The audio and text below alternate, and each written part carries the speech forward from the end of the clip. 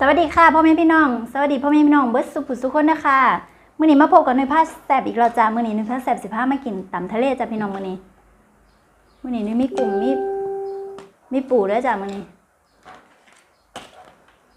มากินทำทะเลจ้าทำทะเลยั่วๆเฮาเลยมื้อนี้ว่าให้กินมื้อนี้ก็กินเนาะพี่น้องเนาะมา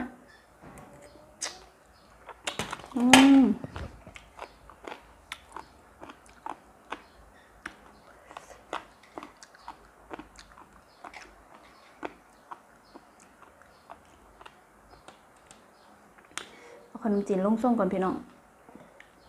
มาพี่น้องมาเบิ่งดูเสียงขนมเส้นเขาด้วย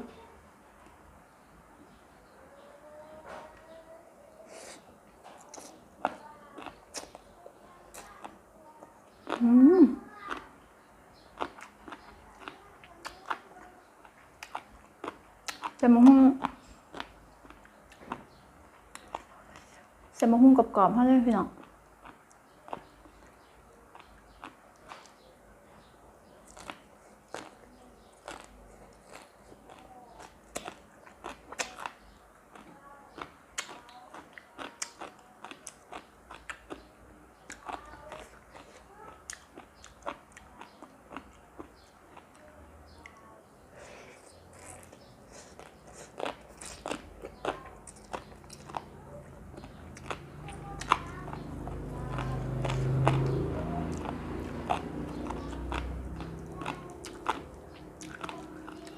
ผักกาดเปลือกท่านจะมันอ่อนขึ้นก่อนแล้วจ้ะ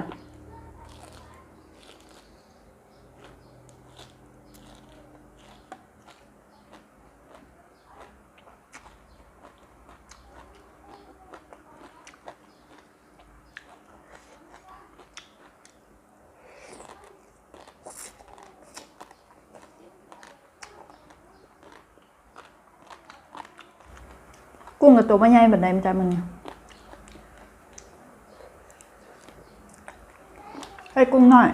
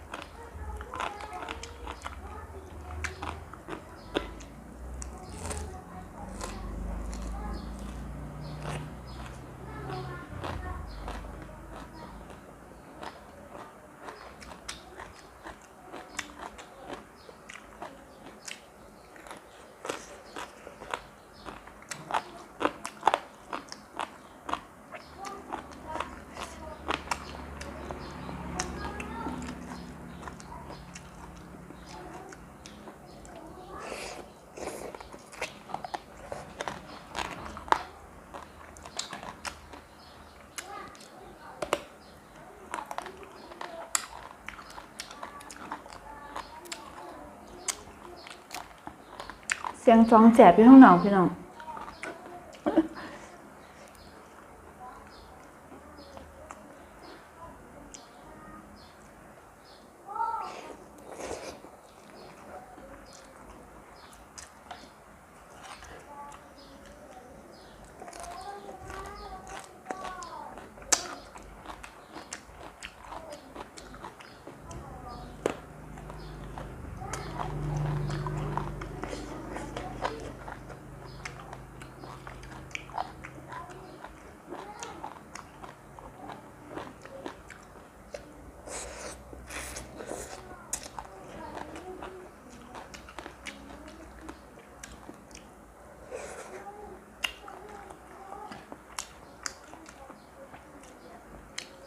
ใส่ปูอัดน้ำจำมันเนี่ย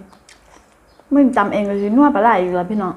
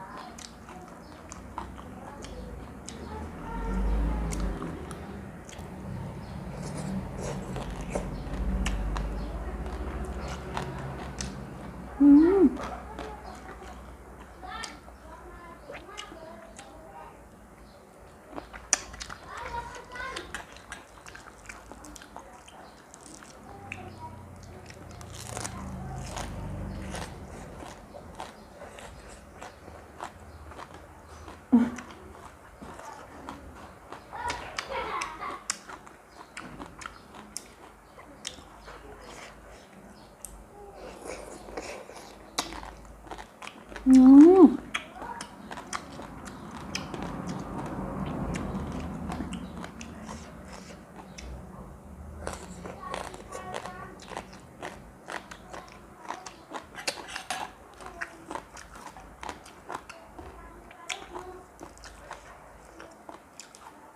เผ็ดคือเก่าเหรอจ้ามื้อนี้เผ็ดกับแซ่บคือเก่าถ้าบ่เผ็ดก็บ่แซ่บจ้ะ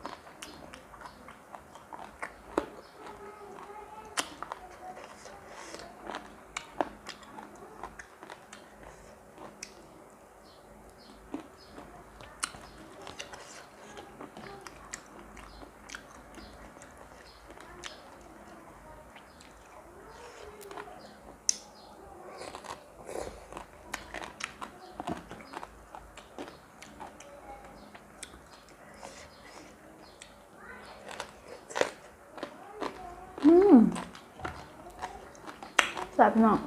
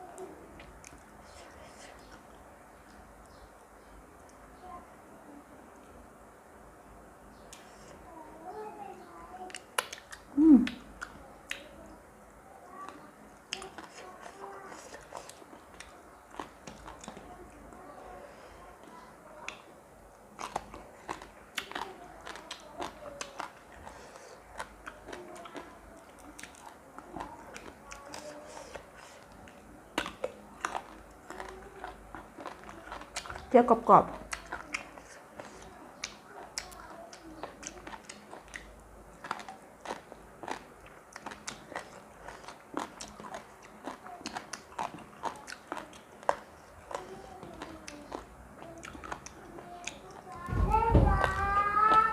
ครับ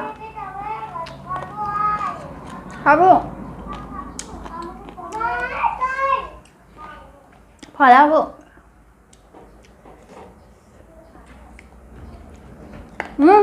ไม่เอา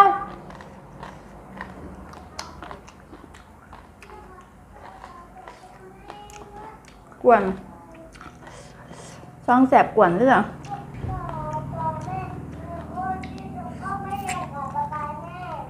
ครับไม่เป็นไรลูกเด็กหน่อยนะพี่น้องไม่เดี๋ยวก็เรียนน้ำกันไม่เดี๋ยวก็บ่เรียนน้ำกันนะครับ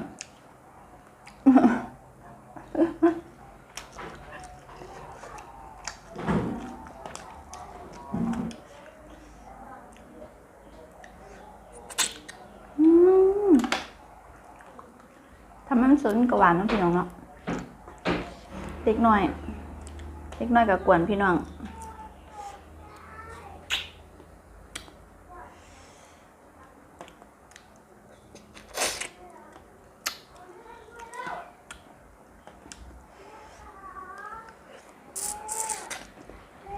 ครับ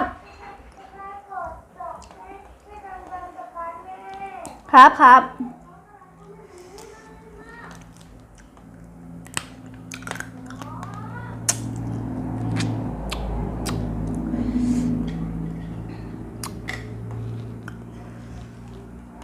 แซ่บๆนะพี่น้องเนาะ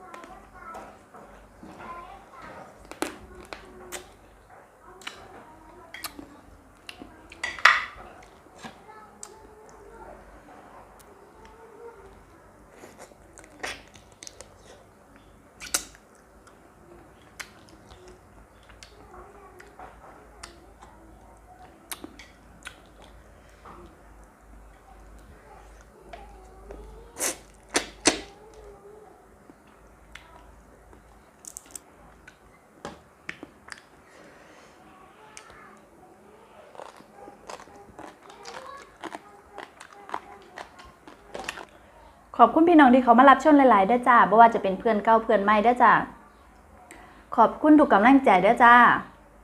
นี่ก็จะรีบๆตามไปหาเพื่อนใหม่จ้ะเพื่อนเก่าเกิดไปคือกันจ้ะไปทุกบ้านเลยจ้ะขอบคุณที่เขามารับชมติดตามกดไลค์กดแชร์กด Subscribe กดกระดิ่งให้หน่อยได้จ้ะเพื่อเป็นกำลังใจในการให้คลิปหน้าต่อไปจ้าคลิปนี้สวัสดีจ้าพบกันคลิปหน้าจ้าพี่น้องบ๊ายบายจ้า